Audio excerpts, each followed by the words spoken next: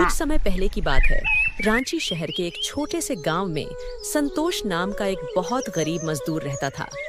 उसके घर में उसकी पत्नी चंद्रमुखी और बेटी सुधा रहती थी। पर अब गर्मियों का मौसम जाने वाला था और सर्दियों का मौसम आने वाला था। लेकिन संतोष टूटी फूटी झोपड़िया में रहता था, जिसकी खिड़की से हवा आती थी और छत से पानी गिरता था।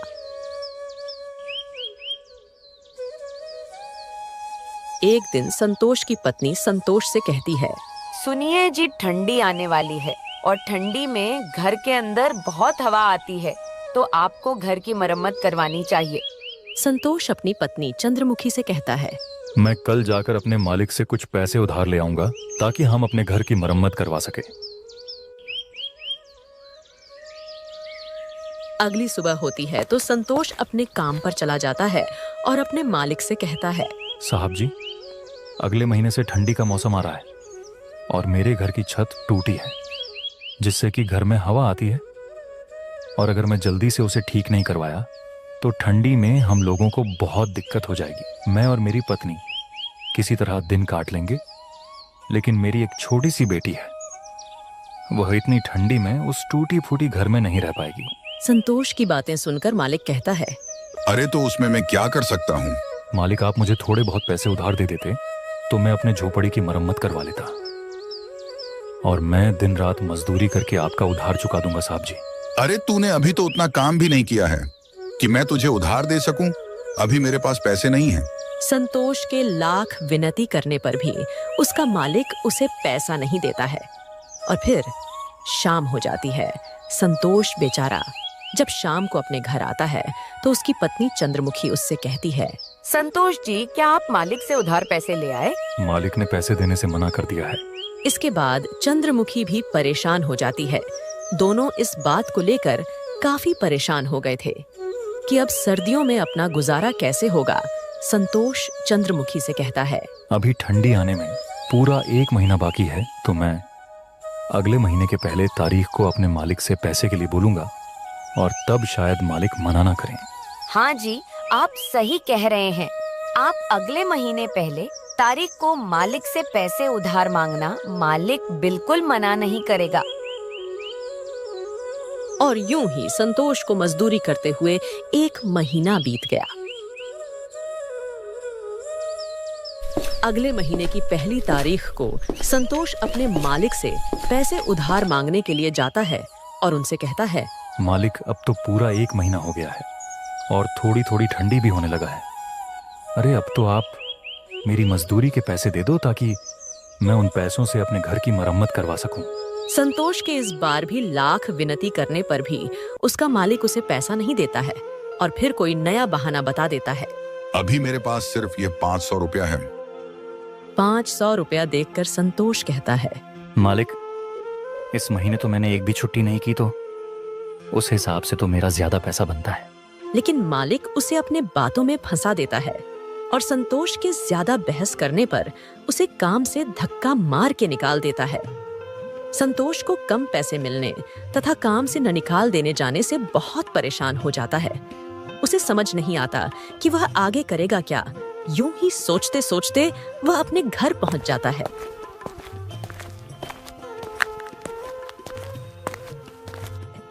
इसे यह निराशा देख चंद्रमुखी कहती है, क्या हुआ, आप पैसे नहीं लाए क्या? अरे इस बार भी मालिक ने पूरे पैसे नहीं दिए, और तो और मुझे काम से भी निकाल दिया है। ये बात सुनकर संतोष की पत्नी चिंता में पड़ जाती है और कहने लगती है, अब घर कैसे चलेगा और ठंडी में हमारा गुजारा कैसे होगा? तुम चिंता नहीं करो, मैं कहीं काम ढूंढ लूंगा, फिर हमारी सारी परेशानी दूर हो जाएगी। इतना कहकर संतोष उन पैसों से घर में खाने के लिए राशन लाता है। अब उसके सारे पैसे खर्च हो जाते हैं। संतोष काम की तलाश में यहाँ वहाँ भटकता है, लेकिन उसे काम नहीं मिलता है। वहीं दूसरी ओर अब ठंड भी धीरे धीरे बढ़ने लगती है और रात के समय में संतोष के घर में खिड़कियों से और दरवाजे से काफी ठंडी हवा आने लगती है। रात भर ठंडी हवा आने की वजह से संतोष और उसकी पत्नी और बेटी रात भर सो नहीं पाते हैं और रात भर ठंड से कांपते रहते हैं। उनके पास एक कंबल था, अब उससे भी ठंड नहीं रुकता था। जैसे तैसे किसी तरह एक रात बिताते हैं और अगली सुबह होती है तो संतोष की पत्नी चंद्रमुखी संतोष से कहती है, संतोष जी, ऐसा कब तक चलेगा इतनी ठंडी में? हम दोनों तो किसी तरह अपना समय काट सकते हैं, लेकिन हमारी एक बेटी है, उसके लिए हमें कुछ करना होगा, नहीं तो वो ठंड की वजह से मर जाएगी। चंद्रमुखी, तुम सत्य कह रही हो। मैं आज ही जाकर बाजार जाकर देखता हूँ कोई काम मिलता है कि नहीं। और फिर इतना कहकर संतोष काम की तलाश में निकल पड़ता है और एक सेठ के पास जाता है और उससे कहता है, सेठ जी, क्या मुझे कोई काम मिल सकता है आपके यहाँ? देखो भाई, अभी तो मेरे पास कोई काम नहीं है। तुम्हें देने के लिए अगर तुम चाहो तो और किसी दुकान पर जाकर तुम काम ढूंढ सकते हो। ठीक है सेठ जी, कोई बात नहीं। अच्छा, अब मैं चलता हूँ। और फिर इतना कहकर संतोष घर की तरफ चल देता है। संतोष के घर पहुंचने के बाद उसकी पत्नी कहती है, क्या हुआ जी, कोई काम मिला या नहीं? नहीं चंद्रमुखी, कोई भी सेठ काम देने के लिए तैयार नहीं है, तो मैं क्या करूं? फिर रात होती है, बहुत ठंड पड़ती है, तेज ठंडी हवाएं चल रही थी, जिसकी वजह से संतोष की बेटी सुधा को तेज बुखार हो जाता है। और चंद्रमुखी संतोष से कहती है, देखिए जी, सुधा को कितना तेज बुखार आ गया है और इसकी पूरी शरीर जैसे आग हो गई है। आप कहीं से जाकर इसके लिए दवा ले आओ। अरे मेरे पास अभी इतना पैसा नहीं है कि मैं दवा खाना जाकर अपनी बेटी सुधा के लिए एक गोली दवा ले आऊं। अरे आपको कुछ ना कुछ तो करना होगा, वरना सुधा की तबीयत रात भर में और भी बिगड़ जाएगी। देखिए, अगर कहीं पैसों को इंतजाम हो जाए तो कर लीजिए। और दूसरी तरफ सुधा ठंड से कांपने लगती है।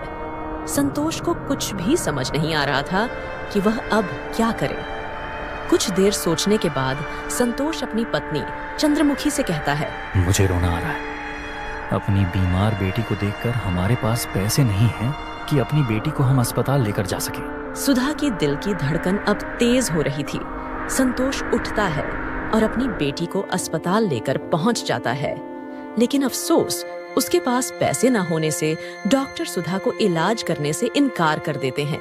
हमारे ऊपर रहम करो डॉक्टर साहब, हमारी बेटी का इलाज कर दो डॉक्टर साहब, नहीं तो वह मेरी छोटी सी गुड़िया मर जाएगी। इस छोटी सी बेटी पर रहम करो डॉक्टर साहब, मैं 1-2 दिन में काम करके आपका एक एक पाई चुका दूंगा। संतोष के बहुत मिन्नती करने पर भी डॉक्टर को बिल्कुल भी रहम नहीं आती है और तीनों को अस्पताल से बाहर निकाल देते हैं। अस्पताल की सीढ़ी पर बैठकर संतोष और उसकी पत्नी चंद्रमुखी रोने लगते हैं और दूसरी ओर ठंड धीरे धीरे बढ़ती जा रही थी। ज्यादा ठंड होने की वजह से अब तीनों ही बुखार से जूझ रहे थे। वह तीनों ही अस्पताल की सीढ़ी पर बेहोश हो जाते हैं।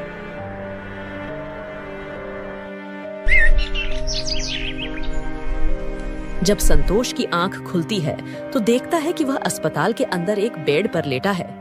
ये देख संतोष के मन में बहुत से सवाल आते हैं। अरे मुझे अंदर किसने लाया और चंद्रमुखी और सुधा कहाँ है? इतने में ही वह डॉक्टर उसके पास आता है, जिसने उसकी बेटी को पैसा न होने की वजह से भर्ती नहीं किया था। आपको एक औरत ने अस्पताल में भर्ती करवाया क्योंकि आप सभी को ठंड लगने की वजह से तेज बुखार हो गया था और आप तीनों लोग ही सीढ़ियां पर बेहोश हो गए थे। संतोष उस औरत के बारे में पूछता है कि वह कौन है, तो डॉक्टर साहब ने इशारा करके बताते हैं। अब संतोष जाकर उस औरत से बात करता है और पूछता है, आपका बहुत बहुत धन्यवाद, लेकिन आपने हमारी मदद क्यों की? मेरा आपके परिवार से कोई रिश्ता नहीं है, लेकिन एक टाइम था जब मेरे साथ भी ऐसा ही हुआ था और मेरे परिवार बहुत गरीबी में थे। मैं भी किसी सड़क के किनारे ठंड से जूझ रही थी और किसी नेक दिल इंसान ने इसी तरह हमारी मदद की थी। यह सुनकर संतोष उसे धन्यवाद कहता है और फिर संतोष अपनी बेटी सुधा से मिलता है और अपनी पत्नी से भी मिलता है। अब वह औरत संतोष से पूछती है, आखिर आपके साथ ऐसा क्या हुआ था जो इतनी देर रात तक आप सब हॉस्पिटल के बाहर बैठे थे और इतने ठंड में भी? फिर संतोष बेचारा उसे अपने सारी परेशानी बताता है, जिसके बाद वह औरत संतोष और उसके परिवार वालों की मदद करती है और संतोष का घर भी बिल्कुल ठीक करवा देती है। अब संतोष की गरीबी और ठंड दोनों से ही छुटकारा मिल